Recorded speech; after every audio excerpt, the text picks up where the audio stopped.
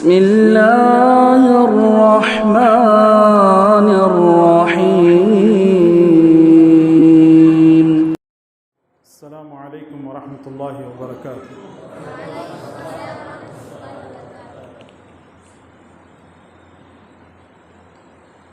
الحمد للہ رب العالمین والصلاة والسلام علی اشرف الانبیاء والمرسلین نبینا محمد وعلی آلہ وصحبہ اجمعین، اما بعد۔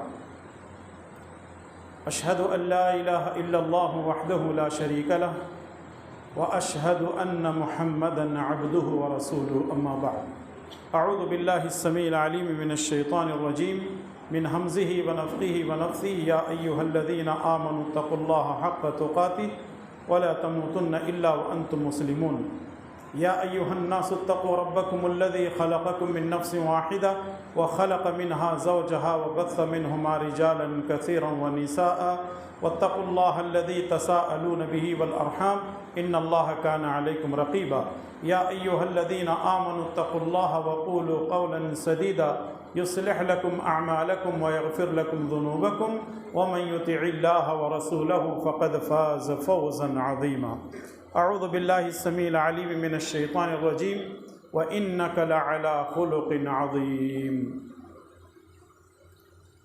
رب اشرح لی صدری ویسر لی امری واحلل عقدۃ من لسانی یفقہوا قولی، سبحانک لا علم لنا الا ما علمتنا انک انت العلیم الحکیم، اللہم انفعنا بما علمتنا وعلمنا ما ينفعنا وزدنا علما، اللہم لا سهل الا ما جعلته سهلا وانت تجعل الحزن اذا شئت سهلا، آمین یا رب العالمین۔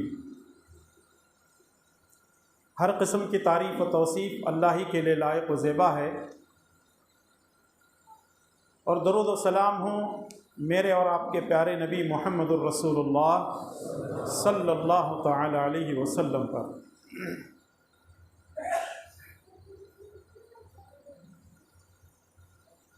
معزز علماء کرام، ذمہ داران جماعت و جمعیت، بزرگوں، نوجوان دوستوں، پردہ نشین خواتین اسلام، مائیں اور بہنیں اور پیارے بچوں،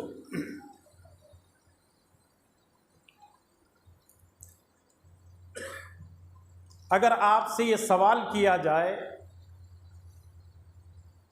کہ سب سے اچھا انسان ہونے کی علامت کیا ہے، نشانی کیا ہے، ہو سکتا ہے کہ یہ جواب دیں آپ، جو نمازی ہے وہ اچھا ہے، جو دیندار ہے وہ اچھا ہے، جو روزہ رکھتا ہے وہ اچھا ہے، جو عمرے کرتا ہے، حج کرتا ہے وہ اچھا ہے، جو اللہ کے کلام کی تلاوت کرتا ہے وہ اچھا ہے، اور بھی بہت ساری خوبیاں آپ گنوائیں گے، لیکن یہ تمام جوابات غلط ہوں گے۔ سوال اب بھی باقی ہے کہ اچھے انسان ہونے کی علامت کیا ہے؟ تو جواب یہ ہے کہ جس کے اخلاق اچھے ہوں گے وہ انسان ہی سب سے اچھا ہے۔ اس کا مطلب نمازی اچھا نہیں ہے، روزے دار اچھا نہیں ہے، ایسے ہی ہے؟ بات دراصل یہ ہے، ہم نے نمازیوں کو بھی بد اخلاقی کرتے ہوئے دیکھا ہے، ہم نے روزہ رکھنے والوں کو بھی بد اخلاقی کرتے ہوئے دیکھا ہے، حج اور عمرہ کرنے والوں کو بھی بد اخلاقی کرتے دیکھا ہے، دینداروں کو بھی بد اخلاقی کرتے دیکھا ہے۔ اس کا مطلب یہ ہے یہ سارے اعمال اپنی جگہ ہیں، اس سے انکار نہیں کیا جاتا، لیکن ان تمام خوبیوں کے ساتھ سب سے بڑی خوبی انسان کی وہ ہے اس کے اچھے اخلاق۔ اگر انسان کے اخلاق اچھے ہیں تو اس سے بڑی اچھائی اس کے اندر کوئی نہیں ہے۔ ہاں، ساتھ میں وہ نمازی بھی ہو، دیندار ہو، اللہ والا ہو، تقوی ہو، پرہیزگاری ہو، اور ساتھ میں روزہ رکھتا ہو، حج کرتا ہو، عمرے کرتا ہو، یہ ساری کی ساری خوبیاں اس کے اندر اور نکھار پیدا کرتی ہیں۔ جب ہماری سمجھ میں یہ بات آ چکی ہے کہ ایک اچھا انسان بننے کے لیے اخلاق کا ہونا ضروری ہے، اب یہ بھی جاننا ضروری ہے کہ آیا کون سی ایسی شخصیت ہے، کون سی ایسی ہستی ہے جس کے اخلاق کو ہم کاپی کر سکتے ہیں، جس کے اخلاق کو ہم اپنا سکتے ہیں، اور آپ اس کا بہتر انداز میں جواب دیں گے، وہ ہے میرے اور آپ کے پیارے نبی محمد الرسول اللہ صلی اللہ علیہ وسلم۔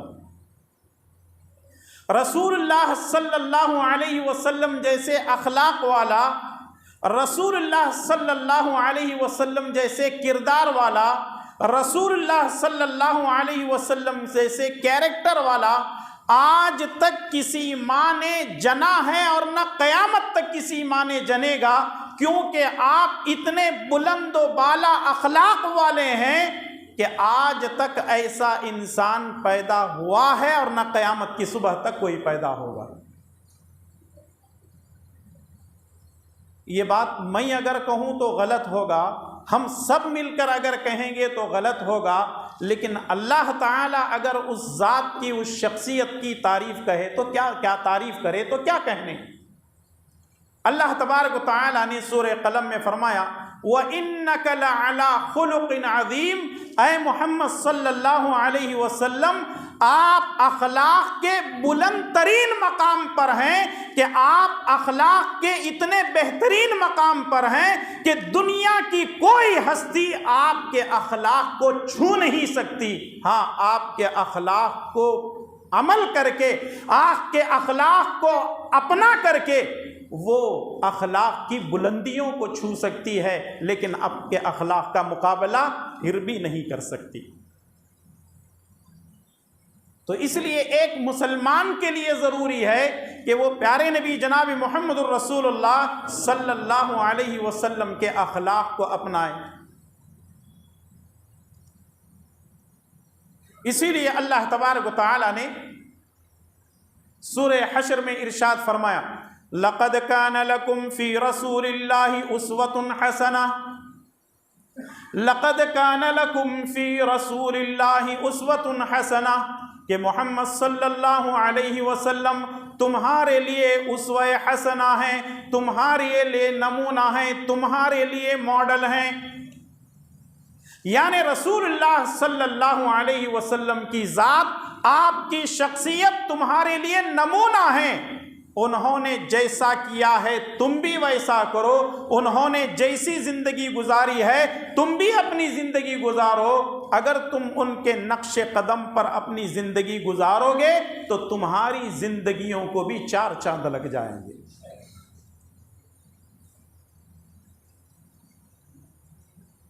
آج کل ہمارے نوجوان لڑکے اور لڑکیاں اپنا نمونہ کسی اور کو بناتے ہیں۔ ہمارے نوجوانوں کی شکل و صورتوں کو دیکھو، ان کے لباس کو دیکھو، ان کی چال ڈھال کو دیکھو، ان کے اٹھنے بیٹھنے طور طریقے، ان کی زندگی کے ہر چیز کو دیکھ لو، معلوم یہ ہوتا ہے کہ وہ کسی فلمی ہیرو سے متاثر ہیں۔ ہماری بیٹیاں فلمی ہیروئنوں سے متاثر ہیں یا کسی سیریل سے متاثر ہیں، لیکن وہ نبی کے اخلاق سے اپنے آپ کو متاثر کرنا نہیں چاہتے ہیں، جس کی وجہ سے ہمارا معاشرہ سدھر نہیں رہا ہے بلکہ ہمارا معاشرہ بگڑ رہا ہے۔ کوئی کسی انگریز کی تعریف کرنے سے نہیں تھکتا، کوئی کسی فلاں آدمی کی تعریف کرنے سے نہیں تھکتا۔ لوگ فلاں اور فلاں کی تعریف کرتے ہیں، تھکتے نہیں ہیں، لیکن کبھی انہوں نے پیارے نبی صلی اللہ علیہ وسلم کی سیرت کا مطالعہ نہیں کیا، جس کی وجہ سے ان کے اندر ساری خوبیاں ہو سکتی ہیں لیکن اخلاق نام کا چیپٹر ان کے اندر نظر نہیں آتا۔ آج ضرورت اس بات کی ہے، رسول اللہ صلی اللہ علیہ وسلم کی زندگی سب کے لیے ہے۔ اگر کوئی بچہ ہے تو نبی کے اخلاق کو وہ سیکھ سکتا ہے، کوئی نوجوان ہے نبی کے اخلاق کو وہ سیکھ سکتا ہے، کوئی بزرگ ہے کوئی بزرگ ہے تو وہ نبی کے اخلاق کو سیکھ سکتے ہیں، کوئی خاتون ہے وہ نبی کے اخلاق سے متاثر ہو سکتی ہے۔ یعنی نبی کی زندگی پورے امتیوں کے لیے ہے، اور ہم نبی کو ایک نمونہ بنا کر زندگی گزاریں گے تو جتنی پستی ہمارے اندر اخلاقی نظر آ رہی ہے وہ خود بخود انشاءاللہ تعالی دور ہوتی چلی جائے گی۔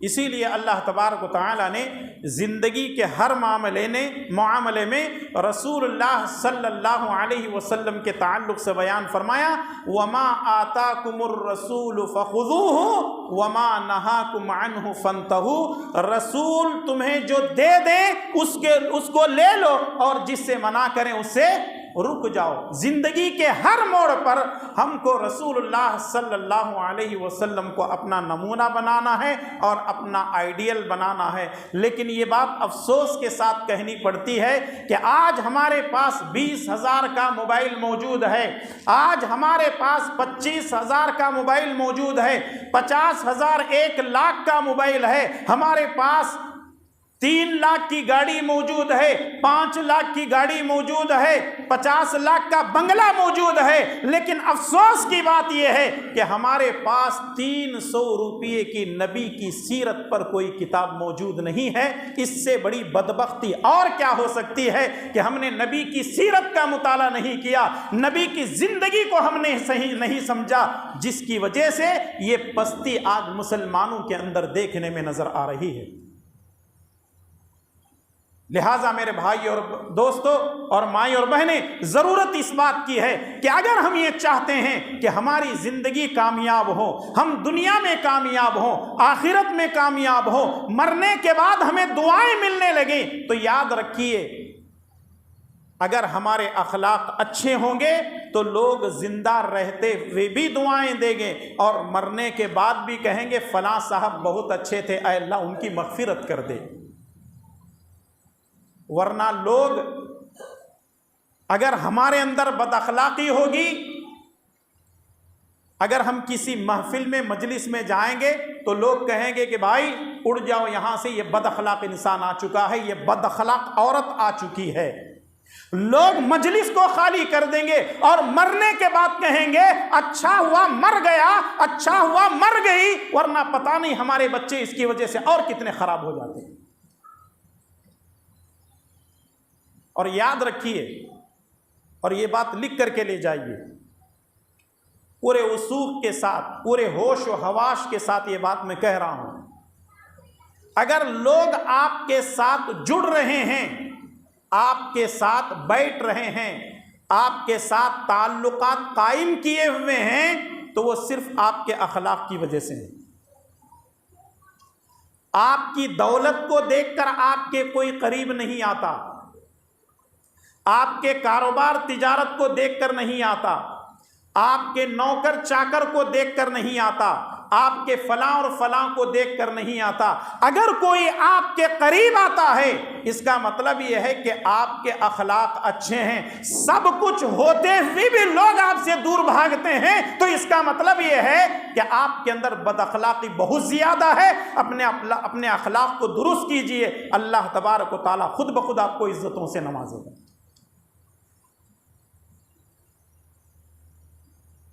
اللہ کے پیارے نبی جناب محمد الرسول اللہ صلی اللہ علیہ وسلم کے تعلق سے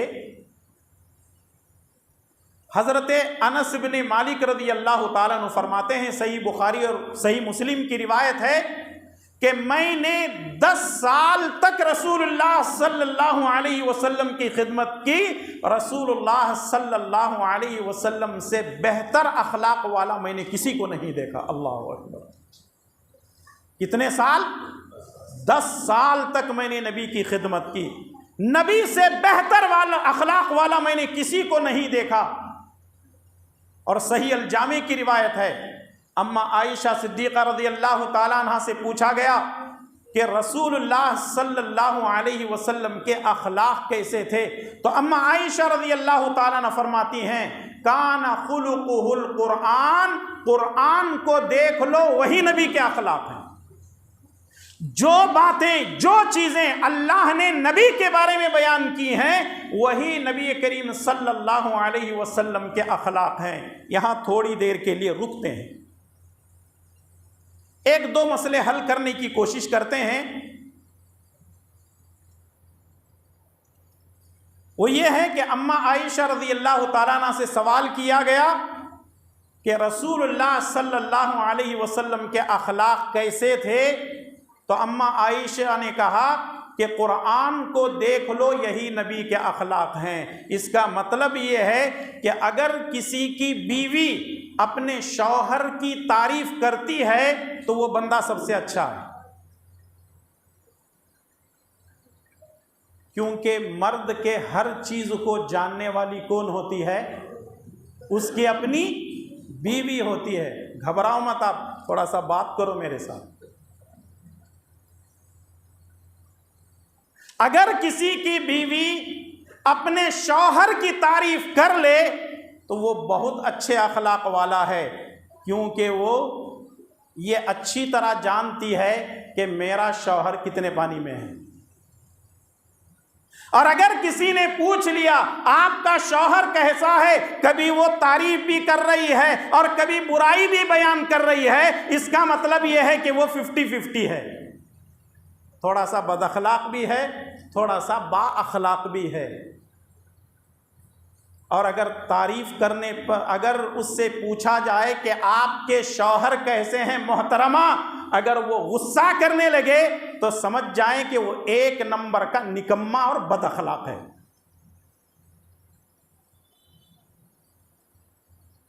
اب جا کر کے یہ بات اپنی بیویوں سے نہیں پوچھ لینا، پھر اس کے بعد اگر انہوں نے تقریر بھی میری سنی ہوگی تو پھر آپ کو خود بخود جواب مل جائے گا، مجھے بتانے کی ضرورت نہیں ہوگی۔ ایک نبی کی بیوی آپ دیکھ لیں، ہماری سب سے بڑی بد اخلاقی اگر کسی کے ساتھ ہوتی ہے تو ہمارے اپنے گھر میں ہوتی ہے۔ ہماری بیوی کے ساتھ ہم سب سے زیادہ بد اخلاقی کرتے ہیں۔ ہم مسجد میں ذمہ دار ہیں، مدرسے کے ذمہ دار ہیں، جماعت کے ذمہ دار ہیں، محلے کے ذمہ دار ہیں، گاؤں بستی کے ذمہ دار ہیں، قوم کے ذمہ دار ہیں۔ یہاں ہم جب بات چیت کرتے ہیں وہ ہونا چاہیے، یہ ہونا چاہیے، فلاں کرنا چاہیے، ایسا کرنا چاہیے، ساری اچھائیاں خوبیاں انسان گنواتا ہے، لیکن اتنا ہی بد اخلاق اپنے گھر میں ہوتا ہے۔ اس کا مطلب یہ ہے کہ وہ آدمی ایک نمبر کا نکما ہے، جو کہتا اور ہے اور کرتا کچھ اور ہے۔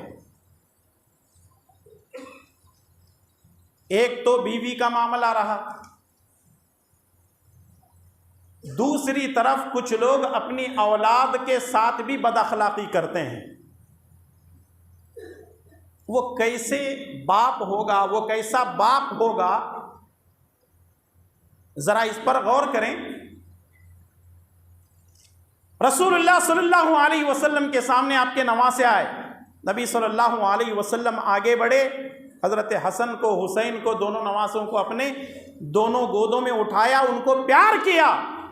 ایک صحابی کہنے لگتے ہیں اللہ کے نبی صلی اللہ علیہ وسلم میرے تو 11 بچے ہیں، میں نے آج تک کبھی اپنے بچوں کو پیار نہیں کیا۔ رسول اللہ صلی اللہ علیہ وسلم فرماتے ہیں اگر اللہ نے تیرے دل میں سے رحم نکال دیا ہے تو میں کیا کر سکتا ہوں۔ کچھ باپ ایسے بد اخلاق ہوتے ہیں، گھر میں داخل ہوتے ہیں تو وہ باپ نہیں ہوتا بلکہ جلاد ہوتا ہے۔ جس طریقے سے بلی گھر میں داخل ہونے کی وجہ سے چوہے بلوں میں داخل ہونے لگتے ہیں، جیسے ہی باپ گھر کے دروازے پہ کھڑا ہوتا ہے تو بچے ادھر ادھر، کوئی دروازے کے پیچھے، کوئی کچن روم میں، کوئی الماری کے پیچھے، وہاں یہاں داخل ہو جاتے ہیں۔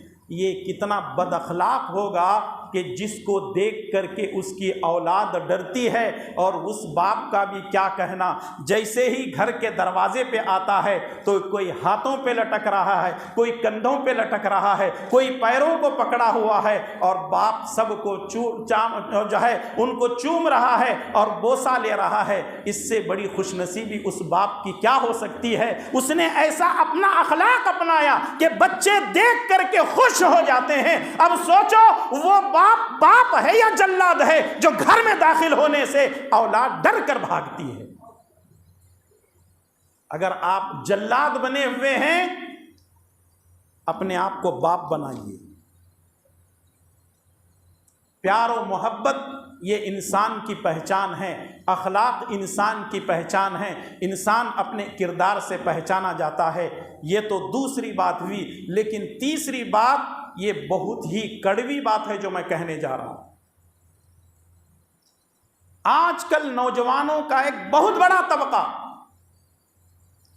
جیسے ہی شادی ہو گئی اپنے ماں باپ کو نفرت کی نگاہوں سے دیکھنے لگتے ہیں۔ سب سے بڑی بد اخلاقی آج کے دور میں ہمارے نوجوان اپنے ماں باپ کے ساتھ کر رہے ہیں،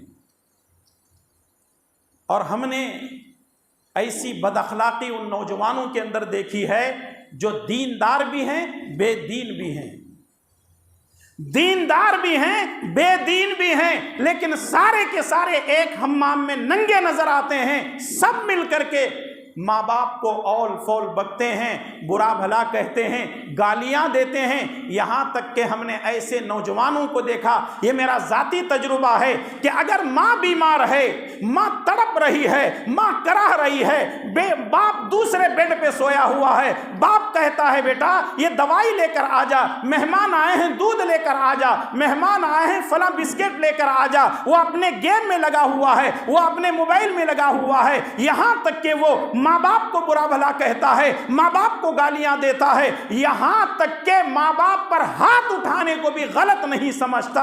اس سے بڑا بد اخلاق انسان کوئی نہیں ہو سکتا۔ اور یہی آپ الٹا دیکھیں، اگر ساس بیمار ہوتی ہے رات کے 2 بجے بھی اپنی ساس کو لیتا اور ہاسپٹل پہنچاتا ہے، یہ اپنی ماں کا بیٹا ہے یا اس کی ساس نے اس کو جنا ہے؟ بات کڑوی ضرور ہے لیکن حقیقت پر مبنی ہے۔ یہ کیا بد اخلاقی ہے؟ ماں باپ کو ایک شخص بد اخلاقی سے پیش آتا ہے اور اپنے ساس و سسر کو اتنی اہمیت دیتا ہے، اس کا مطلب یہ ہے کہ اس سے بڑی بد اخلاقی کوئی نہیں ہو سکتی۔ اس لیے نبی کی سیرت کو پڑھو، نبی نے سب کے ساتھ اخلاق کو اپنانے کی تاکید فرمائی ہے۔ اگر ہمارے اندر اخلاق نہیں ہے، ہماری دولت بیکار ہے، ہماری عزت بیکار ہے، ہماری پوری کی پوری جائیدادیں بیکار ہے۔ اس لیے سب سے پہلے اپنے کردار کو بناؤ، اپنے اخلاق کو بناؤ، اور اپنی پہچان دولت نہیں، اپنی پہچان اخلاق بناؤ۔ اسی لیے ہم ہمیشہ کہتے ہیں، علماء کرام بار بار اپنے بیانات میں یہ کہتے ہیں کہ انسان کی پہچان اخلاق سے ہے، اور نبی کی اگر ہم سیرت پڑھیں گے، مطالعہ کریں گے تو انشاءاللہ تعالی ہمارے اندر بہت ساری تبدیلی آ سکتی ہے۔ اور ویسے بھی ہم جانتے ہی ہیں، سانپ اور منگس کا جو جھگڑا ہے ہمارے گھروں کے اندر ہے۔ سانپ اور منگس کس کو بولتے ہیں؟ ساس اور بہو کے جھگڑے۔ بد اخلاقی اتنی زیادہ ہے ہمارے گھروں کے اندر، ساس اور بہو کے جھگڑے، نند بھاوت کے جھگڑے، جٹھانیوں کے جھگڑے، اور یہ عورتوں کے جھگڑے، یہاں تک کہ آج لوگ اتنے بد اخلاق ہوتے ہیں، بھائی بھائی کے ساتھ جھگڑا کر رہا ہے، چھوٹا بڑے کے ساتھ جھگڑا کر رہا ہے، بڑا چھوٹے کے ساتھ جھگڑا کر رہا ہے۔ اور آج ہم نوجوانوں کو دیکھتے ہیں اور ہم اپنی اولاد کو، اپنے بچوں کو دیکھتے ہیں، جب بھی ہماری اولاد بات کرتی ہے تو جب تک ان کی زبانوں سے گالی نہیں نکلتی ان کی بات ہی مکمل نہیں ہوتی۔ یہ بد اخلاقی نہیں ہے تو اور کیا ہے؟ اپنی اولاد کو اخلاق سکھائیے اور اپنے آپ کو سب سے پہلے اخلاق والا بنائیے۔ جب آپ کی اولاد کسی گلی محلے سے گزرنے لگے، لوگ دیکھ کر کے کہیں یہ فلاں صاحب کا بیٹا ہے، اتنے اخلاق والا ہے، اور لوگ دعائیں بھی کرتے ہیں اللہ تمہارے جیسا بیٹا ہم کو بھی دے، ویسی تربیت کرو اپنی اولاد کی، اس طریقے سے دین سکھاؤ۔ اور میں آپ سے یہی کہنا چاہوں گا، اپنا تعلق علماء کرام سے جوڑے رہو۔ علماء کرام کے پاس دولت نہیں ہے، روپیہ پیسہ نہیں ہے، دنیا نہیں ہے، اگر علماء کے پاس کوئی چیز ہے، یا تو قرآن والی بات ہے، یا تو پھر نبی کی حدیث یا نبی کی سیرت والی بات ہے، اور دنیا کے اندر اس سے بڑی بات کوئی نہیں ہو سکتی ہے۔ بچے جن کر چھوڑ دینا یہ کمال نہیں ہے، بچوں کی تربیت کرنا یہ درجہ کمال ہے۔ اس لیے اپنی اولاد کی تربیت پر دھیان دیجئے۔ اور آج ہماری اولاد کی تربیت نہیں ہونے کی وجہ سے ہماری بیٹیاں غیروں کے پاس جا رہی ہیں، دوسروں کے کندھوں میں ہاتھ ڈال کر کے چل رہی ہیں، جا کر مندروں کے پھیرے لے کر اسلام سے مرتد ہو رہی ہیں۔ یہ بد اخلاقی ہے، اس کا ذمہ دار کون ہے؟ ہم نے اپنی بچوں کی، اپنی بچیوں کی تربیت نہیں کی، جس کی وجہ سے ہماری اولاد بد سے بدتر ہوتی جا رہی ہے۔ یہ المیہ ہے اس قوم کا۔ جب ہم تربیت کریں گے، اخلاق کو بتائیں گے، صحیح کیا ہے، غلط کیا ہے۔ اور ویسے بھی آپ دیکھیں، جو بڑے ماہر نفسیات ہیں، بچوں کے بارے میں انہوں نے جو ریسرچ کی ہے، وہ یہ کہتے ہیں کہ آدمی کو چاہیے کہ اپنے اولاد کے سامنے چھوٹے بچے ہیں سمجھ کر کے کوئی غلط حرکت نہ کرے، کوئی غلط بات زبان سے ادا نہ کرے، کیونکہ بچے وہ ماں باپ کی فوٹو کاپی کرتے ہیں۔ اگر ہم نے کہا الحمدللہ سبحان اللہ اللہ اکبر، بچے بھی وہی کہیں گے۔ اگر ہم گالیاں دینے لگتے ہیں تو بچے بھی گالیاں بکنے لگیں گے، اور اگر ہم گانے گاتے ہیں، قوالیاں گاتے ہیں، تو بچے بھی وہی کام کرنے لگیں گے۔ اب معاملہ یہ ہے کہ آپ اچھے انداز سے بچوں کی تربیت کر رہے ہیں، با اخلاق بنا رہے ہیں، یا پھر بد اخلاقی کو آپ اپنے اولاد کے اندر جو ہے اولاد کو اس انداز سے تربیت دے رہے ہیں، یا آپ کے اوپر ہے۔ تو ضرورت اس بات کی ہے کہ ہم اپنی اولاد کو با اخلاق بنائیں۔ اب آئیے 2-3 حدیثیں آپ کی خدمت میں پیش کرتا چلوں۔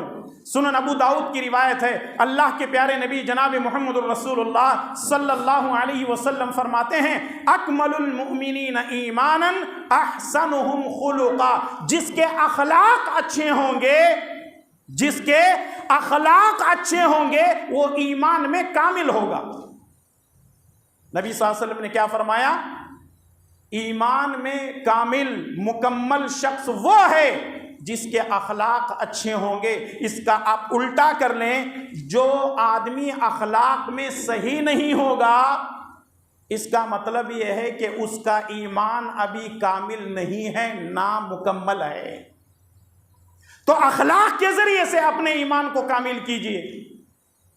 اور اسی طریقے سے ایک دوسری حدیث صحیح الجامع کی، رسول اللہ صلی اللہ علیہ وسلم نے فرمایا، قیامت کے دن میزان میں سب سے زیادہ وزن ترازو میں اس کے ہوں گے، یا ترازو میں سب سے زیادہ بھاری وہ چیز ہوگی جس کو حسن الخلق کہا جاتا ہے، جس کو اخلاق کہا جاتا ہے۔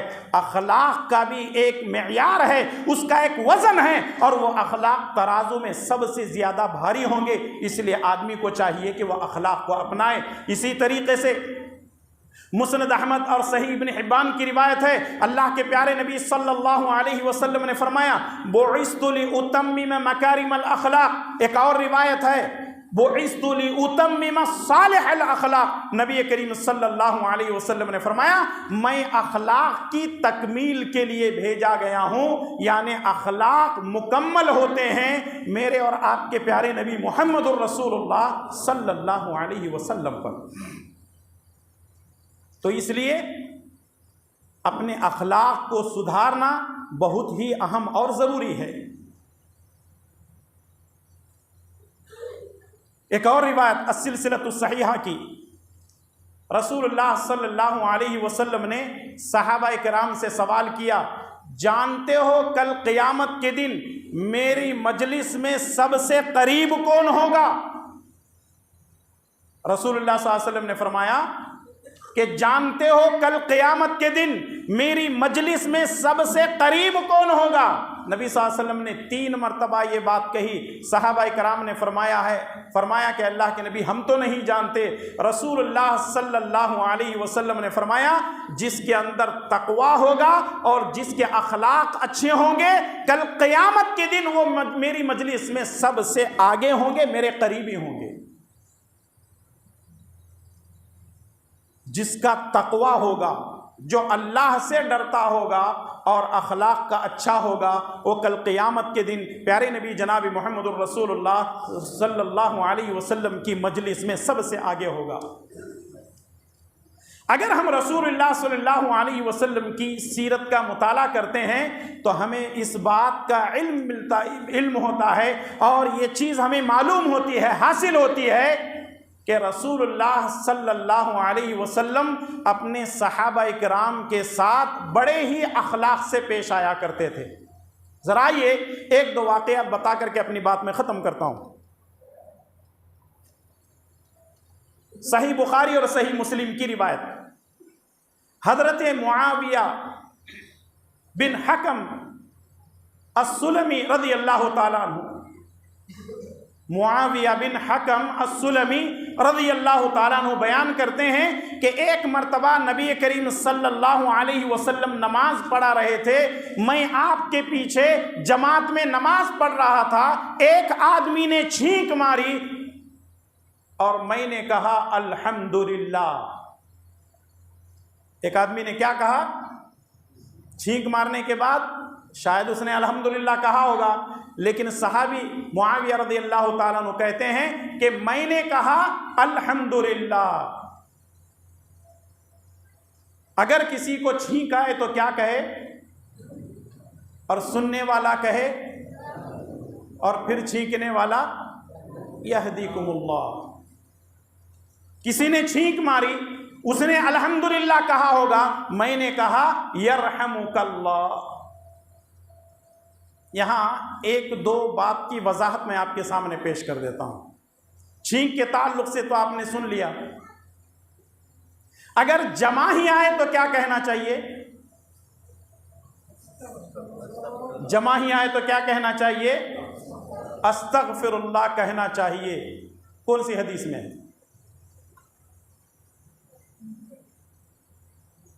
ہمارے اماں بابا بول رہے تھے، ہمیں بھی بول رہے ہیں۔ جمع ہی آنے پر کوئی دعا نہیں ہے۔ اچھا، العطاس من اللہ والتثاؤب من الشیطان، سنن ابو داؤد کی روایت۔ چھینک اللہ کے طرف سے ہے اور جمع ہی شیطان کے طرف سے ہے۔ شیطانی اگر کام ہوتا ہے تو ہم کیا کہتے ہیں؟ اعوذ باللہ من الشیطان الرجیم پڑھتے ہیں، یا اگر کوئی شیطانی حرکت کرے تو اس پہ کہتے ہیں لا حول ولا قوت الا باللہ۔ ٹھیک ہے، شیطان کے طرف سے جب جماہی آ رہی ہے تو ایسی حالت میں ہم کو کہنا چاہیے تھا اعوذ باللہ من الشیطان الرجیم۔ کسی حدیث میں حکم موجود نہیں ہے، یا کم سے کم لا حول ولا قوت الا باللہ پڑھنا چاہیے، کسی حدیث میں اس کا حکم موجود نہیں ہے۔ ہم استغفر اللہ جو پڑھتے ہیں اس کی کوئی بنیاد نہیں ہے، اس کی کوئی حدیث نہیں ہے۔ اگر آپ پڑھتے ہیں تو خلاف سنت کام کرتے ہیں۔ اب کچھ لوگ سوچ رہے ہوں گے مولانا اب تک پڑھ رہے تھے، اب ہم کیا کریں؟ بچوں کو ہم سکھاتے ہیں جماعی استغفر اللہ پڑھ۔ ارے مولانا لوگ پڑھ رہے ہیں، پڑھنے دو نا۔ ہاں، یہ ہے سب سے بڑا مسئلہ۔ لوگ پڑھ رہے ہیں، پڑھنے دو، کر رہے ہیں، کرنے دو۔ ہم یہ کہتے ہیں کہ جو چیز نبی کی سنت ہی نہیں ہے اس کو کرنا خلاف سنت ہے۔ تو اس لیے آپ آئندہ اگر جمع ہی آئے تو کوئی دعا، پھر بعد میں پیچھے یہ نہیں بولنا کہ ہبلی والے مولانا کرناٹک سے آئے تھے اور بتا کر کے گئے استغفر اللہ بھی بولنے سے منع کر رہے ہیں۔ بالکل منع ہوگا۔ اچھا، دوسری چیز، مسئلے سے مسئلہ نکلتا ہے۔ جب ہم لوگ آپس میں ہاتھ ملاتے ہیں تو کیا دعا ہے؟ یغفر اللہ لنا ولکم. کوئی حدیث نہیں ہے. ارے اچھا، یہاں ایک اور چیز میں آپ کو بتا دیتا ہوں. صبح میں شیخ سے میری بات چیت ہو رہی تھی، جماعت یہاں کی کتنی قدیم ہے. تو شیخ نے کہا 100 سال 150 سال پرانی ہو سکتی ہے. میں نے کہا بالکل، جہاں پرانے اہل حدیث ہیں انہی کے پاس یہ عمل ہے. جماعیں آنے پر استغفر اللہ پرانے اہل حدیثی کہتے ہیں، ہاتھ ملانے پر کہتے ہیں یغفر اللہ لنا ولکم، یہ پرانے اہل حدیثی کہتے ہیں. اور جب عید میں مبارکبادی دیتے ہیں تو عید مبارک کہتے ہیں، یہ پرانے اہل حدیثی کہتے ہیں. بھئی میں آپ کو تحقیر کی نگاہ سے، تذلیل کے ارادے سے نہیں بول رہا ہوں، خلاف سنت کام کر رہے ہیں، آگاہ کر رہا ہوں بس، اور کچھ نہیں. ایک چیز میں نے دیکھی یہاں پہ، سورہ بقرہ کا آخری رکوع جب ہم پڑھتے ہیں وَاعْفُ عَنَّا وَاغْفِرْ لَنَا وَارْحَمْنَا أَنْتَ مَوْلَانَا فَانصُرْنَا عَلَى الْقَوْمِ الْكَافِرِينَ.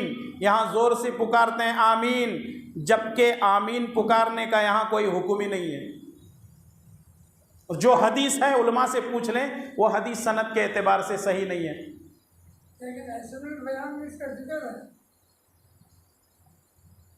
بحث کریں گے ضرور، جا کر دیکھ لیجئے.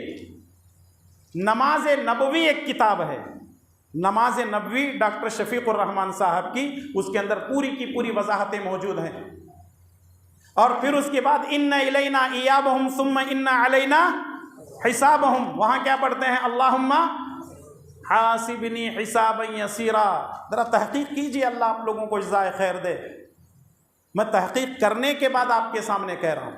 ٹھیک ہے، آپ نے پڑھا ہوگا، کہیں دیکھا ہوگا، لیکن تحقیق کریں انشاءاللہ تبارک و تعالیٰ آپ کو یہ تمام چیزیں ضعیف حدیثوں کے اندر مل جائیں گی. اللہ تعالیٰ ہم تمام کو صحیح احادیث پر عمل کرنے کی توفیق نصیب فرمائے. ضمناً کچھ باتیں میں نے آپ کے سامنے کہی ہیں، ورنہ بہت ساری باتیں اس ضمن میں آ سکتی ہیں.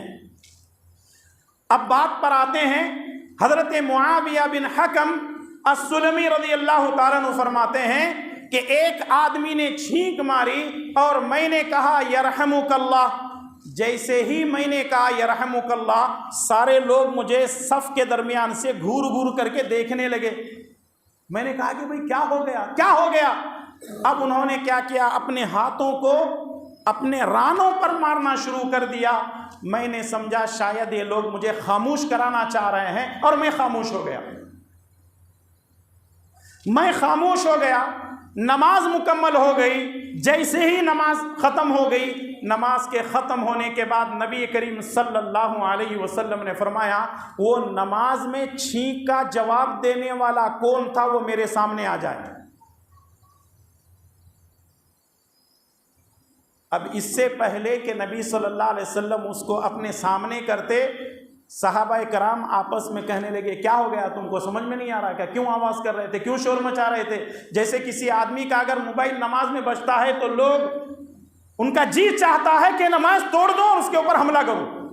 بھئی غلطی ہے، انسان ہے، ہو گیا ہوگا، بھول گیا ہوگا بیچارہ، کوئی ٹینشن میں، کاروبار میں، ادھر ادھر سے کوئی کسی سے جھگڑا کر کے آیا ہوگا، بیوی نے کچھ کہا ہوگا، بھائی نے کچھ کہا ہوگا، ماں باپ سے لڑ جھگڑ کر کے آیا ہوگا، بھول گیا ہوگا. انسان ہے، ایسا گھورتے ہیں جیسے پکا کے نہیں کچا ہی کھا جاؤں گا. تو یہ بد اخلاقی ہے.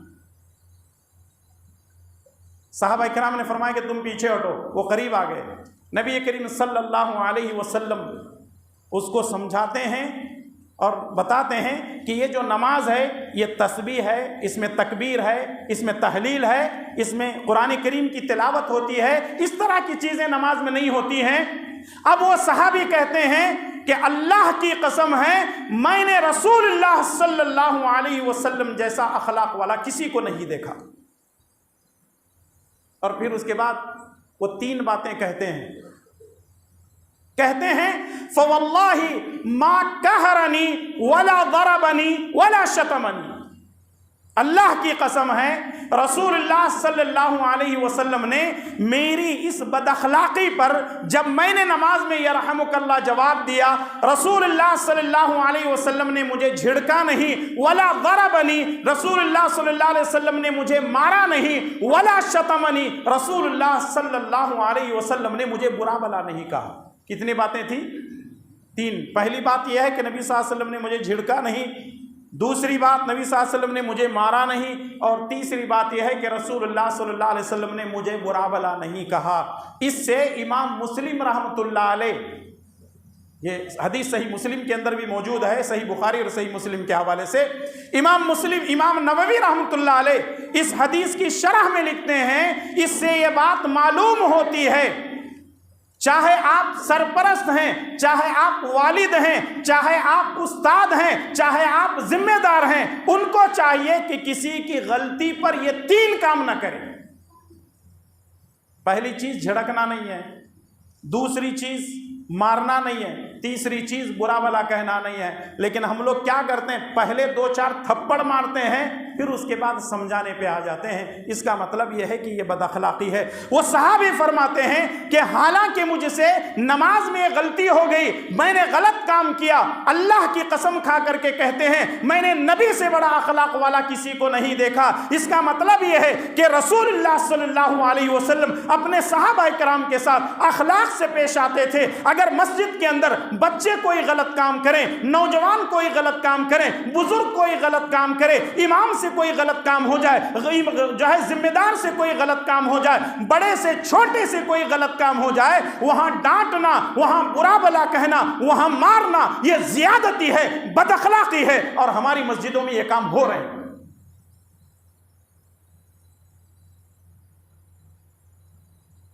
جب کہیں لوگ بیٹھتے ہیں تو تبصرے بہت ہوتے ہیں۔ سب سے پہلے کہاں کی بات چلتی ہے؟ امریکہ سے شروع کرتے ہیں، انڈیا کے پی ایم پہ آتے ہیں، اس کے بعد مہاراشٹر کے سی ایم پر آتے ہیں، اس کے بعد ناندیڑ کے کوئی ڈسٹرکٹ کسی کمشنر کو یا کسی سیاستدان کو لے لیتے ہیں، پھر اس کے بعد اپنے علاقے کے ایم ایل اے پہ آتے ہیں، اس کے بعد مسجد یا مدرسے کے صدر یا سیکریٹری پہ بات ہوتی ہے۔ کوئی ملے یا نہ ملے، امام صاحب مفت میں مل ہی جاتے ہیں۔ آج لگتا ہے امام صاحب کو کوئی جلدی تھی، نماز پڑھاتے ہی فوراً نکل گئے۔ ارے آج آپ امام صاحب بڑے شوق میں تھے، بڑی لمبی نماز پڑھا دی۔ آج نماز لمبی پڑھاؤ امام صاحب، تب بھی مشکل چھوٹی پڑھاؤ۔ ارے بولو نا جی، کچھ تو ساتھ دو۔ ہاں، سب سے بڑی مشکل یہی آتی ہے۔ ذمہ دار اگر بات کرتے ہیں تو کہا جا سکتا ہے کہ ذمہ دار ہیں، کچھ سمجھا رہے ہیں، کچھ بول رہے ہیں، اور وہ بھی اخلاقی انداز سے آپ بات کریں۔ ایک آدمی آتا ہے اور امام پہ انگلیاں اٹھاتا ہے، کہتا ہے کہ آپ وہ ہیں، آپ ایسے ہیں، فلاں ہیں، آپ وہاں کہاں گئے تھے، ادھر سے۔ میرے بھائی اور دوستو، امام کی ایک حیثیت ہے، اماموں کی قدر کیجئے، اخلاق سے پیش آئیے، ان کی عزت کرنا سیکھیے۔ عالم یاد رکھیے، یہ ساری زندگی دین کی خدمت کرتے ہیں، لیکن ان کے ساتھ پھر بھی لوگ اخلاق سے پیش نہیں آتے۔ ہم اس لیے برداشت کر جاتے ہیں کیونکہ ہم نبی کی سیرت پڑھے ہوئے ہیں، اس لیے ہم کبھی کسی کے ساتھ بد اخلاقی نہیں کرتے ہیں۔ اس کا مطلب یہ بھی نہیں ہے کہ مولوی ہے تو بڑا 30 مار خواہ ہے، انسان ہے، غلطی ان سے بھی ہو سکتی ہے۔ تو اس لیے درگزر کا معاملہ بھی آپ سامنے رکھیں۔ رسول اللہ صلی اللہ علیہ وسلم اپنوں کے ساتھ، غیروں کے ساتھ، ہر ایک کے ساتھ اخلاق سے پیش آتے تھے۔ ایک دوسری حدیث مسند احمد کے حوالے سے، رسول اللہ صلی اللہ علیہ وسلم صحابہ کرام کے ساتھ ایک مجلس میں بیٹھے ہوئے تھے، ایک نوجوان داخل ہوا اور داخل ہونے کے بعد اس نے نبی صلی اللہ علیہ وسلم سے کہا، اے اللہ کے نبی، مجھے زنا کرنے کی اجازت دیجئے۔ سارے صحابہ کرام اس کو برا بلا کہنے لگے، کیا بات کر رہا ہے، یہ کون سی بات ہو رہی ہے، تجھے نبی کا احترام نہیں ہے، عزت نہیں کرتا، تو ہو سکتا ہے کہ نیا نیا اسلام قبول کیا ہوگا۔ اس نے آ کر کے کہا اللہ کے نبی زنا کی اجازت دیجئے، صحابہ کرام اس کو جو ہے اس پر ٹوٹ پڑے۔ نبی کریم صلی اللہ علیہ وسلم نے فرمایا کہ تم لوگ پیچھے ہٹ جاؤ، سائل کو میرے آگے بھیج دو۔ رسول اللہ صلی اللہ علیہ وسلم اس نوجوان کو بلاتے ہیں اور اپنے سامنے بٹھاتے ہیں اور پوچھتے ہیں تمہارا کیا سوال ہے؟ وہی سوال دہراتا ہے اور کہتا ہے اللہ کے نبی مجھے زنا کی اجازت دیجئے۔ اللہ کے نبی صلی اللہ علیہ وسلم فرماتے ہیں کیا تم اپنی ماں کے ساتھ زنا کاری کرنا پسند کرو گے؟ اس نے کہا اللہ کے نبی ماں سے کوئی زنا کاری کرے گا؟ نبی صلی اللہ علیہ وسلم نے فرمایا ٹھیک ہے، ماں سے کوئی آدمی زنا کاری بدکاری نہیں کرے گا۔ آپ نے پھر کہا کوئی اپنی بیٹی سے، اپنی بہن سے، اپنی خالہ سے، اپنی پھوپھی سے، اپنی چاچی سے، فلاں اور فلاں سے زنا کاری کرنا پسند کرے گا؟ وہ کہنے لگتا ہے اللہ کے نبی کوئی بھی اپنی ماں بیٹی بہن سے، کوئی اپنی جو ہے پھوپھی اور خالہ سے زنا کاری کرنا پسند نہیں کرے گا۔ نبی کریم صلی اللہ علیہ وسلم نے فرمایا کہ دیکھو ایک بات یاد رکھو، ایک بات یاد رکھو، نبی کریم صلی اللہ علیہ وسلم نے فرمایا کوئی بھی فلاں فلاں سے زناکاری کرنا پسند نہیں کرتا۔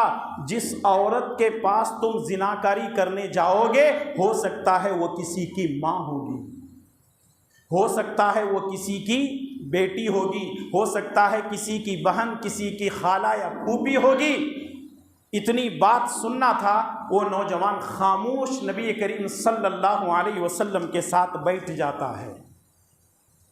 یہاں ایک چیز یہ بھی معلوم ہوتی ہے کہ اگر کوئی کسی مجلس میں سوال کرے تو عوام کو چاہیے کہ وہ جواب نہ دے، بلکہ جواب وہی دے جس سے سوال کیا جا رہا ہے۔ عام طور پہ ہوتا ایسا ہے، کبھی سوال جواب کی محفل چلتی ہے تو بغل میں بیٹھا ہوا مفتی جواب دے دیتا ہے، مجھے معلوم ہے نا، وہ فلاں مولانا کی ویڈیو میں دیکھ چکا ہوں۔ نہیں وہ جائز ہے، کر سکتے ہیں۔ آج کل آپ لوگوں کو سڑک چھاپ مفتی بہت ملیں گے۔ سڑک چھاپ مفتی میں اس لیے کہہ رہا ہوں کہ کچھ لوگ کچھ ویڈیوز دیکھ لیتے ہیں اور سمجھ جاتے ہیں کہ میرے جیسا کوئی مقابلہ کر ہی نہیں سکتا، میرے سامنے کس کو لانا چاہتے ہیں، لے کے آؤ، میں مناظرہ جیت جاؤں گا۔ میرے بھائی اور دوستو، یہ حماقت ہے، یہ بے وقوفی ہے۔ ضرورت اس بات کی ہے کہ سوال جس سے کیا جا رہا ہے وہی جواب دیں۔ صحابہ کرام ٹوٹ پڑے تھے، نبی صلی اللہ علیہ وسلم نے فرمایا کہ اس کو میرے آگے کر دو۔ جب اس نے بات کو سمجھ لیا اور خاموشی اختیار کر لی تو نبی صلی اللہ علیہ وسلم اس کے کندھے پر ہاتھ رکھتے ہیں۔ رسول اللہ صلی اللہ علیہ وسلم اس کے کندھے پر ہاتھ رکھتے ہیں۔ اللہ اکبر، نبی کے اخلاق پر آپ غور کریں۔ اگر کبھی ایسا سوال کسی عالم سے کیا جائے تو ہم لوگ ٹوٹ پڑتے ہیں، لیکن نبی کے اخلاق دیکھیے کہ نبی صلی اللہ علیہ وسلم نے اس نوجوان کو برا بلا نہیں کہا، بلکہ اس نوجوان کو نبی صلی اللہ علیہ وسلم 3 دعائیں دیتے ہیں۔ 3 دعائیں نبی صلی اللہ علیہ وسلم دیتے ہیں۔ پہلی دعا نبی کریم صلی اللہ علیہ وسلم نے یہ دی،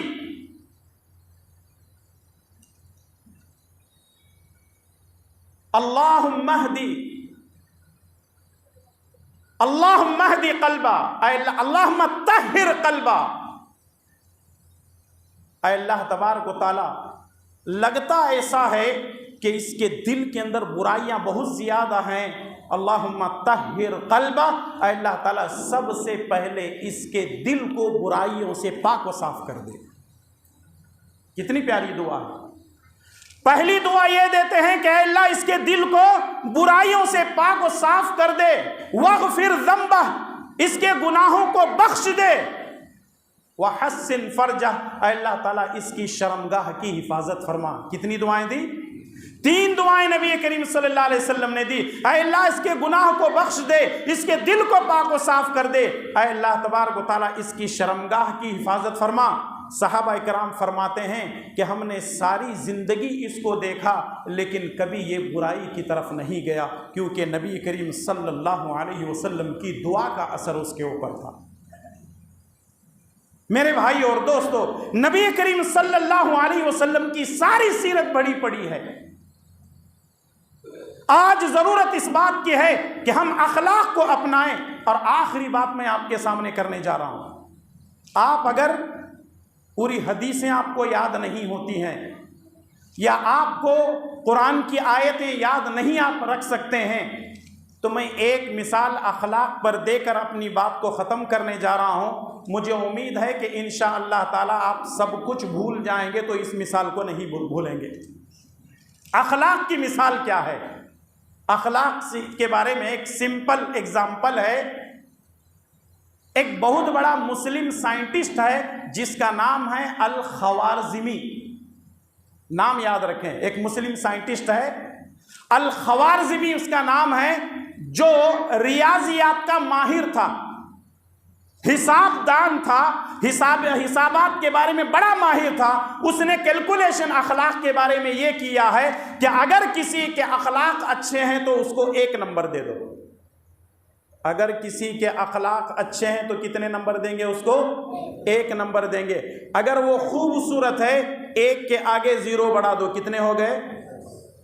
کتنے ہو گئے؟ 10 ہو گئے۔ اگر وہ مالدار ہے تو 1 اور 0 بڑھا دو، کتنے ہو گئے؟ اگر وہ بڑے خاندان والا ہے تو اور 1 0 بڑھا دو، کتنے ہو گئے؟ 100۔ کتنے ہو گئے؟ ہے نا؟ بالکل میرے ساتھ میں ہیں۔ اخلاق پر آپ نے کتنے نمبر دیے؟ 1۔ اس کی خوبصورت پر آپ نے کتنے دیے نمبر؟ صرف 0 آپ نے بڑھایا، ٹھیک ہے، 10 ہو گئے۔ آپ نے دولت پر کتنے بڑھائے؟ 1 0، کتنے ہو گئے؟ 100۔ اگر بڑے خاندان والا ہے تو 0 بڑھا دو، کتنے ہو گئے؟ 1000۔ جتنی اس کی خوبیاں ہیں 0 0 0 0 0 بڑھاتے چلے جاؤ۔ اگر اس کے پاس 0 بہت زیادہ ہیں، اخلاق نہیں ہے، نکال دو۔ 0 + 0 = ارے کیلکولیٹر جلدی سے حساب کرو جی، 1 نہیں آئے گا حساب، 9 نہیں آئے گا، 10 نہیں آئے گا۔ اس کا مطلب یہ ہے کہ اگر کسی کے پاس 0 بہت زیادہ ہیں اور اخلاق نہیں ہے، اس کا مطلب یہ ہے کہ اس کا کیلکولیشن کیا آئے گا؟ 0 + 0 = 0 ہی آئے گا۔ ہمارے پاس 0 بہت زیادہ ہیں۔ اب تو جواب دو، محنت کس پہ کرنی ہے جی؟ ہاں، 0 بہت زیادہ ہیں ہمارے پاس، محنت کس پر کرنی ہے؟ اس 1 پر کرنی ہے۔ اگر 1 انشاءاللہ تعالی ہمارے اندر آیا تو یہ 0 فائدہ مند ہوگا، اگر 1 نکال دیں گے تو 0 کی کوئی ویلیو نہیں ہے۔ تو اس لیے اخلاق کو اپنائیے۔ اگر ہمارے اندر اخلاق ہیں تو ہماری پہچان ہے، اخلاق نہیں ہے تو ہماری کوئی پہچان نہیں ہے۔ اللہ تعالیٰ مجھے اور آپ تمام کو پیارے نبی صلی اللہ علیہ وسلم کے اخلاق حسنہ کو اپنانے کی توفیق عطا فرمائے۔ اے اللہ ہمارے گناہوں کو معاف فرما، ہماری نیکیوں کو قبول فرما، تیرے احکامات پر عمل کرنے کی توفیق عطا فرما۔ جب تک ہمیں زندہ رکھ، اسلام پر زندہ رکھ اور خاتمہ بالخیر فرما۔ وصلی اللہ علی نبینا محمد وعلی آلہ وصحبہ اجمعین۔ السلام علیکم ورحمۃ اللہ وبرکاتہ۔